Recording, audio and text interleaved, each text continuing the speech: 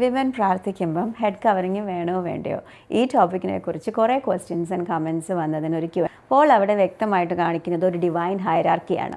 ഈ ഹൈറാർക്കിയുടെ അടിയിൽ നമ്മൾ വന്നാൽ തന്നെ ഒരു ഡിവൈൻ ബ്ലെസ്സിങ് നമ്മളിലേക്ക് ഫ്ലോ ചെയ്യും. ക്രൈസ്റ്റ് ഫോളോവറിന് കിട്ടേണ്ട ആ ബ്ലെസ്സിങ് നമുക്ക് കിട്ടണമെങ്കിൽ നമ്മൾ ഈ ഡിവൈൻ ഹൈറാർക്കിയിൽ തന്നെ വരണം.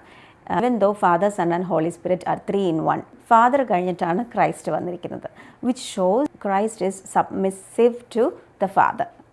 അപ്പം അതുപോലെ തന്നെ ഒരു സബ്മിഷനാണ് നമ്മളിൽ നിന്ന് ദൈവം ആഗ്രഹിക്കുന്നത്. ഏറ്റവും ലാസ്റ്റ് പോൾ പറയാണ്, ഇനി നിങ്ങൾ തന്നെ ജഡ്ജ് ചെയ്തോളാൻ. അപ്പം I believe there were some contentions in the church, maybe some arguments. അതുകൊണ്ടാണ് പോൾ പറയുന്നത് ഇനി നിങ്ങൾ തന്നെ ജഡ്ജ് ചെയ്തു. പിന്നെ എന്നെ വളരെ ടച്ച് ചെയ്തൊരു കമൻറ്റാണ്, എന്തുകൊണ്ടാണ് വിമനെയും മെന്നിനെയും ഈക്വലായിട്ട് കാണാത്തതെന്ന്.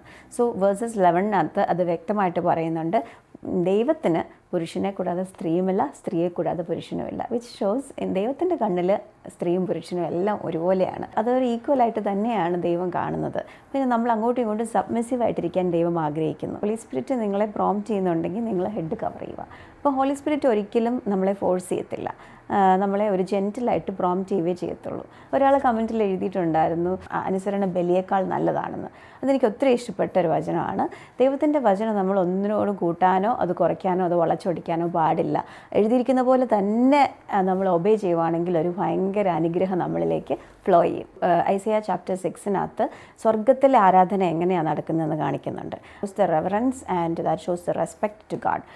അതുകൊണ്ട് സ്വർഗത്തിലെ ആരാധന അത്ര റെസ്പെക്റ്റോടെ ആണെങ്കിൽ ഭൂമിയിൽ നമ്മൾ ദൈവത്തെ ആരാധിക്കുമ്പം നമ്മൾ ഹെഡ് കവർ ചെയ്തുകൊണ്ട് നമുക്കൊരു അനുഗ്രഹമേ കിട്ടത്തുള്ളൂ. കൊരിന്ത്യ സഭയിൽ അന്ന് ഒരുപാട് പ്രോബ്ലംസ് നടക്കുന്നുണ്ടായിരുന്നു. ആ കൾച്ചറൽ ആസ്പെക്റ്റ് ഒക്കെ അനലൈസ് ചെയ്തിട്ട് വേണം സംസാരിക്കാനെന്ന്. ചാപ്റ്റർ 3 വേഴ്സസ് 18 പറയുന്നുണ്ട്, നമ്മൾ ഒരു ഫൂളിനെ പോലെ ദൈവത്തിൽ വിശ്വസിക്കണമെന്ന്. ബി എ ഫൂൾ അല്ലേ.